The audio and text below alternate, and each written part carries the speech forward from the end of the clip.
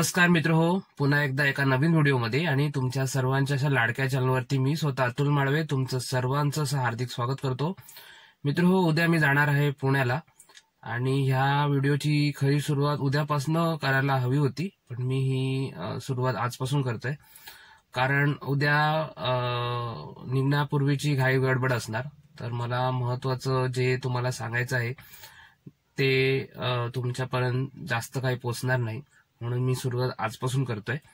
तर उद्या मी पुण्याला जाणार आहे आणि आमच्या होम मिनिस्टर आहे म्हणजे माझी, तिला आपण सोडणार आहे तिच्या माहेरी आणि ह्याकरता आपण पुण्याला जाणार आहोत.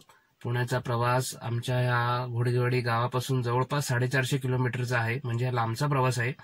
आणि हा लांबचा जो प्रवास आपण करणार आहोत ह्यासाठी दोन गोष्ट महत्वाची आहेत, ती म्हणजे गाडीची फिटनेस आणि आपली फिटनेस.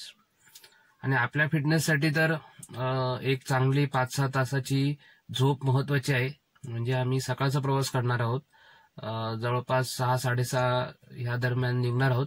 तर माझी स्वतःची फिटनेस तर मी झोप माझी पूर्ण करून ती फिटनेस म्हणजे मेंटेन ठेवणार.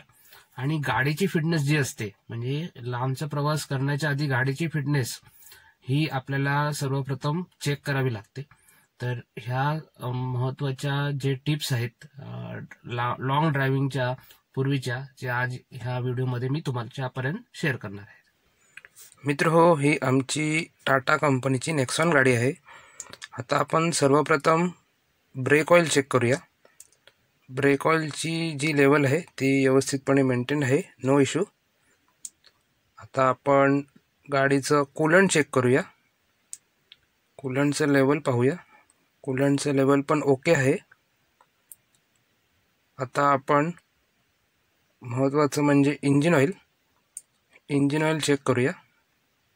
अशा रीतीने आपण ही एक स्ट्रिंग बाहेर काढलेली आहे आणि स्ट्रिंगच्या खालच्या बाजूला आपण इंजिन ऑइलची जी चिकचिकेपण असतं ते चेक करायचं. तर मला व्यवस्थित इंजिन ऑइलचं चिकचिकीतपणा वाटलेला आहे, तर हे पण ओके आहे.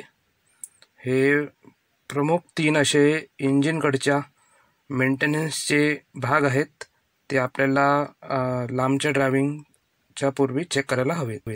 त्यानंतर महत्त्वाचं असतं म्हणजे गाडीतल्या टायरची हवा. 4ही टायरमध्ये गाडीच्या समान हवा हवी.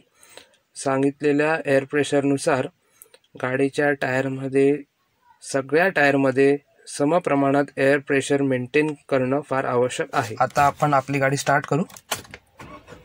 गाडी आता आपली स्टार्ट झालेली आहे.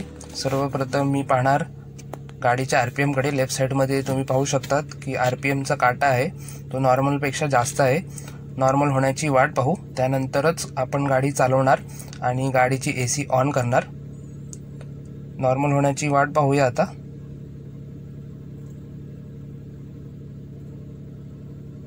आता तुम्ही पाहू शकतात की RPMचा काटा आता नॉर्मल झालेला आहे. आता आपण गाडी चालवू शकतो आणि गाडीची AC ऑन करू शकतो. ह्यापाठी एक टेक्निकल कारण असं असतं की गाडीच्या इंजिनमध्ये जे इंजिन ऑइल असतं ते व्यवस्थित रीतीने सर्व इंजिनच्या आतमध्ये सर्क्युलेट झालं पाहिजे आणि त्याकरता आपण अशी काळजी घेतो, म्हणजे इंजिनची देखभाल आपण अशा रीतीने घ्यायची असते. आता आपण गाडी आपली चालवू शकतो. सुप्रभात मित्र हो, आता सकाळ झालेली आहे. आता आपण थोड्या वेळात निघू पुण्याकरता. आणि गाडीची जी फिटनेस चेक होती ती आपण पाहिलेली आहे. Engine oil, brake oil, coolant, टायरमधली एअर प्रेशर, ही गाडीची फिटनेस झाली. ड्रायव्हरची फिटनेस महत्वाची असते.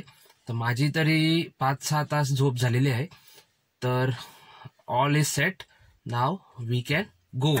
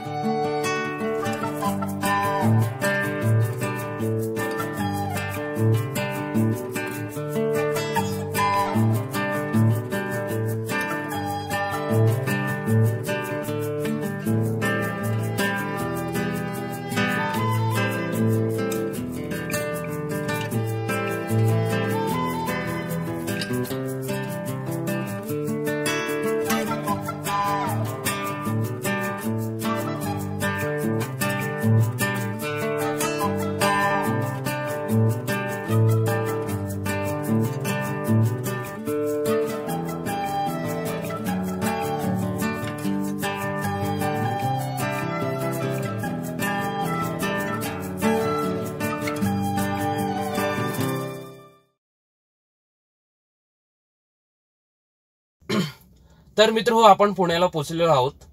टोटल 8 तासाचा प्रवास झाला. कालच पोहोचलो, पण व्हिडिओची एंडिंग मी आज करतोय.